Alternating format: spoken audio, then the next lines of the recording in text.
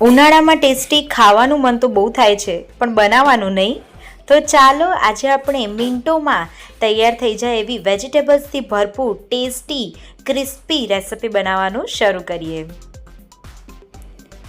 સૌથી પહેલાં આપણે એકદમ ઝીણા કેપ્સિકમ, ગાજર, કોથમીર અને લીલા મરચાંને સમારીને લઈ લઈશું. અહીંયા વેજીટેબલ્સને ખાસ એકદમ ઝીણા કટ કરવાના છે. તમે આમાં ઝીણી સમારેલી ડુંગળી અને ઝીણી સમારેલી કેબેજ પણ એડ કરી શકો છો. સાથે જ તમારી ચોઈસ અકોર્ડિંગ કોઈ પણ વેજીટેબલ્સને તમે ઝીણા સમારીને એડ કરી શકો છો. તો અહીંયા મારા ઘરે કાલે મેં દાબેલી બનાવી હતી, તો એના 2 બન વધ્યા છે. તો પાઉંના એ 2 બનનો યુઝ કરીને જ હું આજે રેસિપી બનાવવાની છું. તો બ્રેડ અથવા તો પાઉં બંનેમાંથી કોઈ પણ તમે યુઝ કરી શકો છો. પાઉંના આ રીતે મોટા મોટા કટકા કરી મિક્સર જારમાં એડ કરી લઈશું અને ત્યાર પછી એને એકદમ ઝીણું ગ્રાઇન્ડ કરી લઈશું. તો આ રીતે મિક્સર જારમાં ગ્રાઇન્ડ કરી બ્રેડ ક્રમ્સ આપણે તૈયાર કરી લેવાના છે. ગ્રાઇન્ડ કરેલા બ્રેડના મિક્સચરને આપણે મિક્સિંગ બાઉલમાં એડ કરી દઈશું. 1 બાય 1 બધા વેજીટેબલ્સ એડ કરવાના છે. હાફ બાઉલ ઝીણું સમારેલું કેપ્સિકમ, 1/3 બાઉલ જેટલું ઝીણું સમારેલું ગાજર, 2 લીલા સમારેલા મરચાં, તીખાશ મુજબ તમારે લીલા સમારેલા મરચાં એડ કરવા અને હાફ બાઉલ ઝીણી સમારેલી કોથમીર એડ કરવાની છે. ત્યાર પછી મસાલામાં હાફ ટીસ્પૂન જેટલા ચીલી ફ્લેક્સ એડ કર્યા છે. તમે બહુ જ વધારે તીખું પસંદ હોય તો 1 ટીસ્પૂન ચીલી ફ્લેક્સ પણ એડ કરી શકો છો. સ્વાદ અનુસાર આશરે હાફ ટીસ્પૂન જેટલું મીઠું એડ કરીશું. હાફ ટીસ્પૂન જેટલી ખાંડ એડ કરીશું. ખાંડ અચૂક એડ કરવી, એનાથી ટેસ્ટ બેલેન્સ રહેશે. અને 2 ટીસ્પૂન જેટલો લીંબુનો રસ એડ કર્યો છે. 1 નાનો ટુકડો આદું છીણીને એડ કરીશું. આ બધા જ મસાલાની સાથે આજે હું તમને તળવાની એ ટ્રીક બતાવીશ કે જેનાથી આપણી રેસિપી ખાવામાં એકદમ ટેસ્ટી અને ક્રિસ્પી બનવાની છે. તો હવે બધું જ સારી રીતે હલાવી એકવાર મિક્સ કરી લઈશું. અહીંયા ખાસ ધ્યાન રાખવાનું કે પાણી સાથે એડ કરવાનું નથી. પહેલાં બરાબર સારી રીતે બધા જ વેજીટેબલ્સને બ્રેડ ક્રમ્સ સાથે સારી રીતે મસળીને મિક્સ કરવાના, જેથી મિક્સચરમાં મોટા ભાગનું બાઇન્ડિંગ પાણી વગર જ આવી જશે.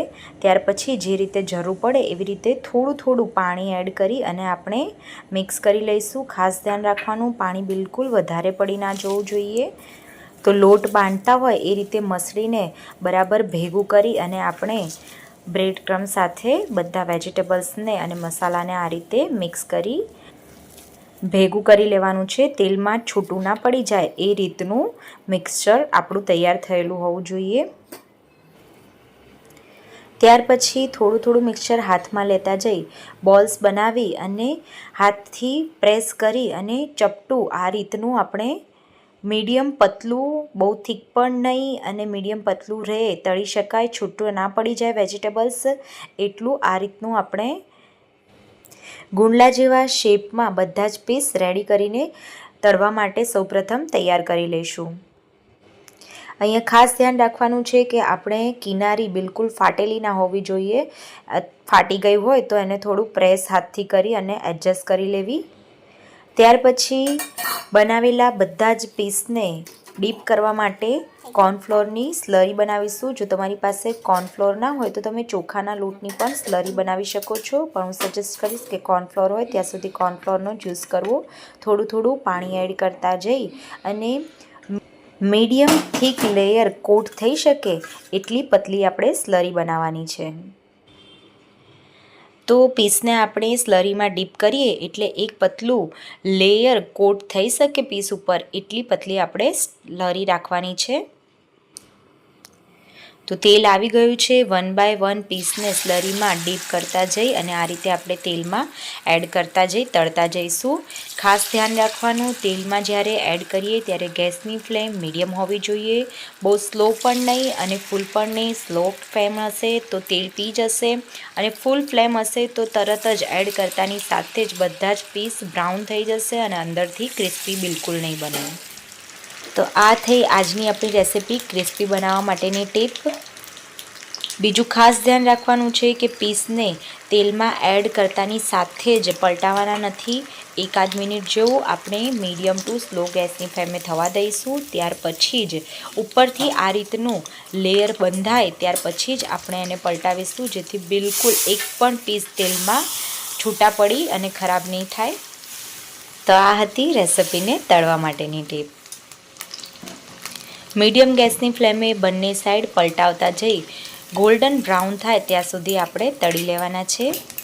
આ રીતે બ્રેડ ક્રમ્સ અને વેજીટેબલ્સમાંથી બનાવેલી રેસિપીને આપણે તળીએ ત્યારે આખા ઘરમાં વેજીટેબલ મંચુરિયનની જેવી સ્મેલ આવવા લાગે છે.